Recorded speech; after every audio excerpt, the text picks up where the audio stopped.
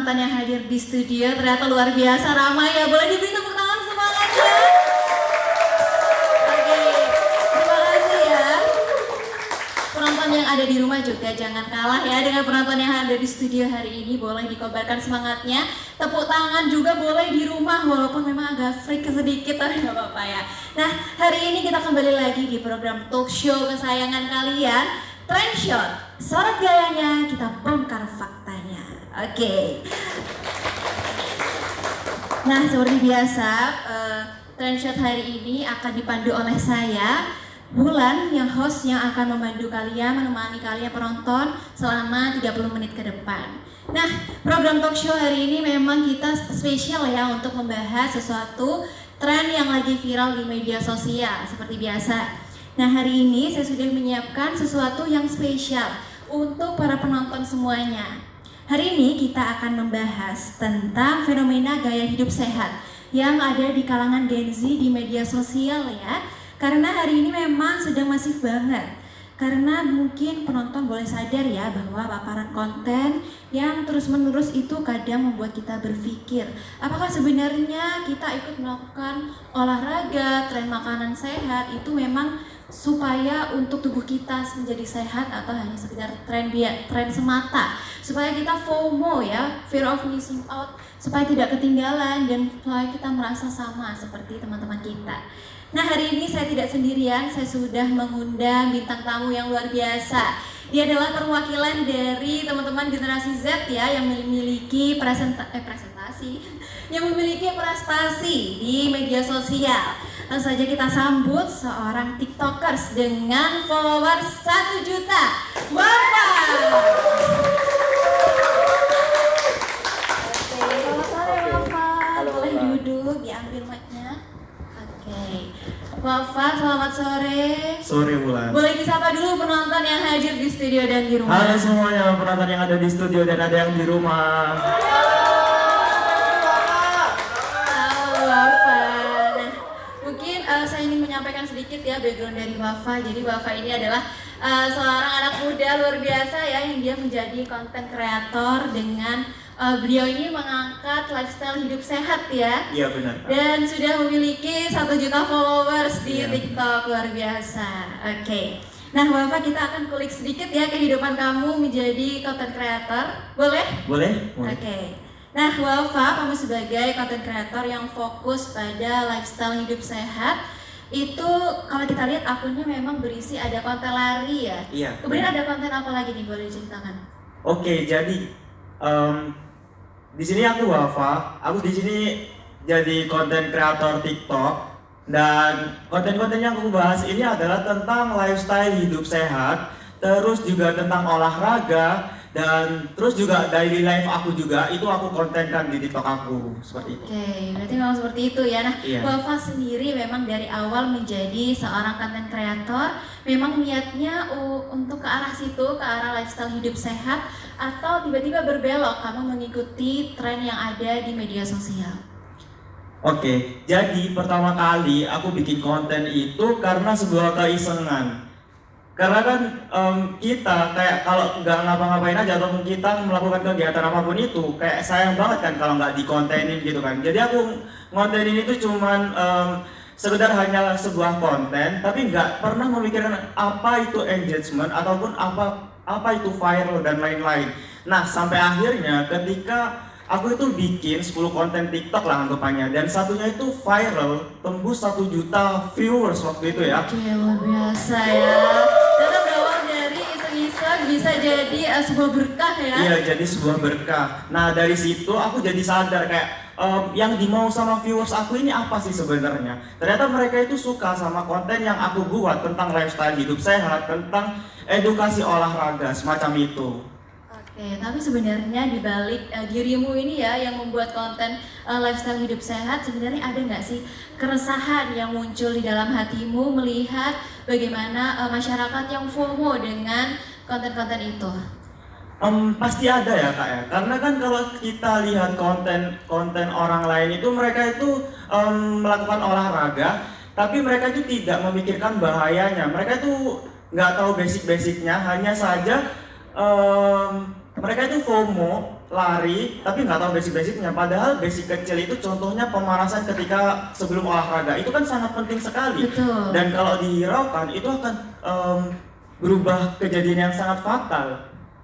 Oke, mungkin berarti kamu memang memiliki keresahan tersebut Iya, ya, benar. sehingga akhirnya konten kamu selain untuk share kehidupan sehat kamu, tapi juga memberikan edukasi Iya, bagi edukasi. audiens kamu. Oke, luar biasa.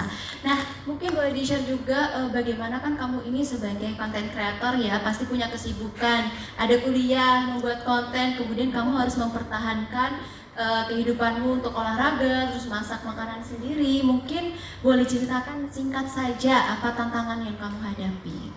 Mungkin kalau tantangan yang saya hadapi sekarang, karena kan saya di sini juga selaku mahasiswa juga, jadi ketika saya bikin konten itu pasti ada lah rasa malas karena ke distract sama hal-hal yang lain gitu kan. Pasti juga teman-teman juga seperti itu. Nah, bagaimana caranya kita itu untuk bisa memanage waktu kita agar semuanya itu berimbang, karena kan sekarang ini kan yang awalnya saya itu iseng tapi ternyata menjadi job buat saya, sehingga banyak banget kayak endorsement itu mulai datang. Jadi saya harus bisa menjaga waktu saya agar semuanya itu bisa balance, bisa saya lakukan seperti itu. Oke, ternyata keren sekali ya, mulai dari keisengan kemudian bisa menjadi berkah sampai sekarang, keren banget ya. Boleh diberikan tepuk tangan sekali lagi nih terakhir untuk Bapak. Nah pemirsa, tadi kita sudah mendengarkan cerita dari Wafa ya tentang lifestyle hidup sehat. Nah dari cerita Wafa ini kita bisa tahu bahwa ternyata timbul keresahan dari konten viral ya tentang lifestyle hidup sehat yang beredar luas di masyarakat. Karena itu sesuai janji saya, hari ini saya akan membahas tuntas. Maka saya sudah mengundang seorang pakar ahli yang bisa menjadi hakim untuk tren kita hari ini ya, apakah itu memang sudah sesuai standarnya apa belum. Maka dari itu kita boleh sambut bersama ya kepada Dr. Putri, dokter spesialis jantung, boleh masuk. Boleh diberikan tepuk tangannya. Oke, selamat sore ya dokter. Oke, boleh duduk.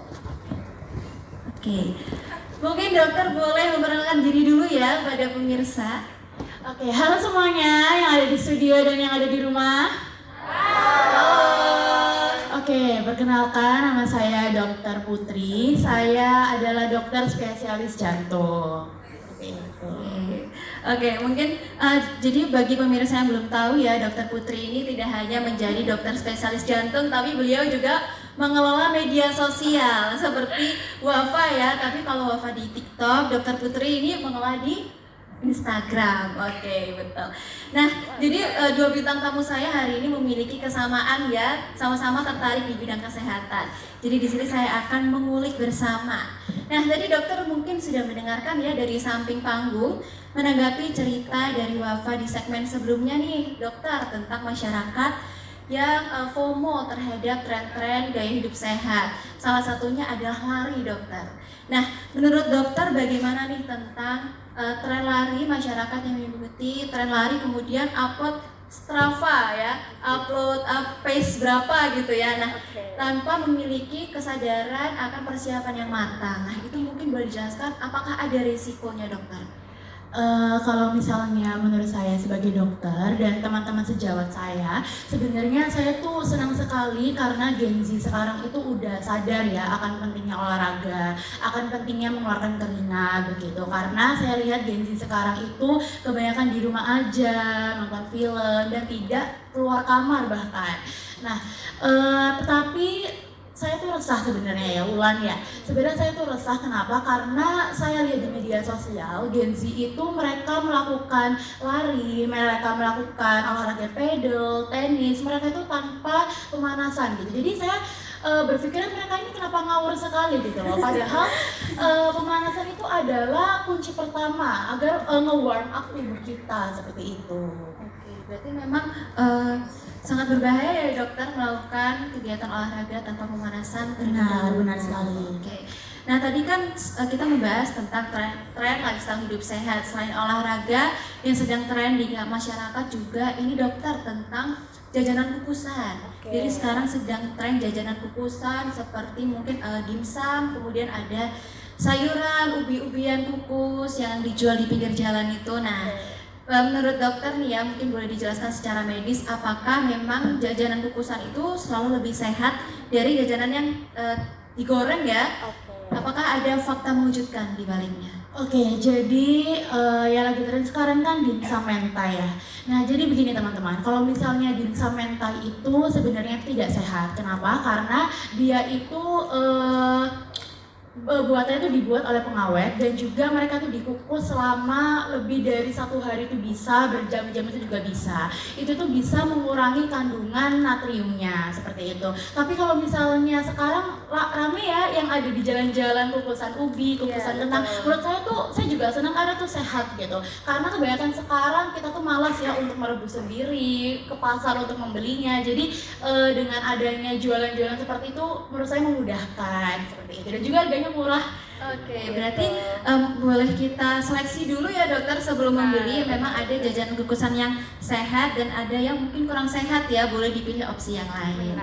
Oke, seperti itu. Nah, pemirsa, hari ini kita sudah berbincang tadi dengan Wafa tentang kehidupannya sebagai konten kreator, juga dengan Dokter Putri ya untuk meng-cross check fakta-fakta yang ada yang beredar. Nah, kita boleh main game sedikit? Boleh ya penonton? Nah, hari ini saya akan membacakan sebuah pernyataan yang luas beredar di media sosial. Nah, kita akan cross check bersama apakah pernyataan itu adalah mitos atau fakta. Nanti boleh dijawab cepat ya oleh pemirsa yang hadir. Nanti Dokter Putri di sini akan menjadi hakim ya untuk membenarkan jawabannya. Boleh. Nanti Wafa boleh bantu untuk menjawab cepat juga, oke? Nah, penonton sudah siap? Oke. Mitos atau fakta yang pertama, mengganti susu sapi dengan oat milk di es kopi susu selalu lebih baik untuk menurunkan berat badan. Oke, boleh dijawab dengan cepat ya. Mitos atau fakta? 1, 2, 3. Mitos. Ada yang menjawab fakta di sini? Tidak ada, betul tidak ada. Berarti menjawab mitos semua dokter. Oke. Boleh dikoreksi benar atau tidak? Saya koreksi ya. Benar sekali, tepuk tangan dulu dong. Luar biasa ya. Benar sekali. Jadi mengganti oat milk untuk menurunkan berat badan itu salah ya teman-teman. Jadi gini, mungkin kalian berpikirnya oat milk ini tuh susu gandum, susu yang hitungannya adalah susu yang agak level height-nya tuh ke atas sedikit. Tapi menurut saya, kalau misalnya kalian ingin menurunkan berat badan, saran saya adalah melihat kemasan yang ada di kemasan tersebut, kalorinya itu ada berapa saja, gulanya itu berapa persen, seperti itu. Jadi kalau misalnya kalian ingin menurunkan berat badan, susu biasa pun itu juga sudah bisa, seperti itu. Jadi yang terpenting adalah kandungan nutrisinya ya. Benar Oke, sekali. jadi teman-teman harus diperhatikan nih kandungan nutrisi yang ada pada label kemasan ya. Benar. Mau itu susu, minuman kemasan yang lain, tetap harus diperhatikan. Makanan-makanan snack ringan. Oke, juga. gitu ya. Pilih yang rendah natrium, rendah gula, kalori, rendah gula. Oke, dicatat ya pemirsa. Oke, kita lanjut ke mitos atau fakta selanjutnya. Otot kita sebenarnya sama sekali tidak membesar atau terbentuk saat kita sedang berolahraga, melainkan terbentuk saat kita sedang rebahan atau sedang tidur. Oke, boleh dijawab lagi dengan cepat, mitos atau fakta? 1, 2, 3. Fakta. Fakta. Ada yang menjawab mitos? Ada yang menjawab mitos juga, ada yang menjawab fakta. Menurut Wafa? Menurut aku fakta sih kak. Menurut Wafa fakta. Oke, dokter boleh? Oke, beri tepuk tangan dulu ya menimbulkan fakta tadi. Aduh, ternyata benar fakta ya dokter. Oke, jadi menurut saya seperti ini. Pada saat kita setelah olahraga, malamnya itu kita kan beristirahat. Nah, otot kita itu justru itu terbentuk saat kita tuh rest day, seperti itu. Tetapi kalau misalnya kita setiap hari lari, kita setiap hari olahraga tanpa pemasukan nutrisi, tanpa pemanasan, itu justru otot-otot kita tuh malah lemas, itu malah tidak terbentuk karena tidak sesuai dengan badan yang kita miliki, seperti itu. Oke, berarti memang betul ya, justru otot itu terbentuk ketika kita sedang istirahat. Benar. Betul, tapi apakah memungkinkan dokter jika kita hanya tidur saja tidak olahraga kemudian ototnya terbentuk? Ya, Mbak Ula sudah tahu jawabannya ya. Waduh, agak dimarahin nih saya sama dokter ya. Oke, berarti memang harus diimbangi ya antara olahraga, istirahat, dan juga makanan bergizi. Benar sekali. Oke, luar biasa obrolan kita hari ini daging banget ya bersama dengan Dr. Putri dan Wafa sebagai content creator. Oh ya, ini berdua juga content creator ya. Iya, Mungkin nanti suatu saat boleh nih berkolaborasi bersama Putri dengan Wafa ya. Kita collab ya nanti ya. Boleh kita nanti Boleh collab ya ya. setelah ini ya mungkin. Nah, untuk pemirsa juga jangan lupa ya dicatat tadi fakta-fakta juga informasi yang sudah disampaikan oleh Wafa dan Dr. Putri bahwa literasi kesehatan itu memang sama pentingnya dengan bijak di media sosial. Jadi penonton harus tahu batasan dari tubuh kalian, jangan cuma ikut-ikutan FOMO saja, tetapi harus diperhatikan karena kesehatan itu adalah investasi jangka panjang. Oke, terima kasih untuk Wafa dan Dr. Putri sudah hadir membagikan insight-nya hari ini. Terima kasih juga untuk semua pemirsa yang ada di studio maupun yang ada di rumah. Saya Wulan pamit undur diri. Sampai jumpa di Trendshot episode selanjutnya. Dadah.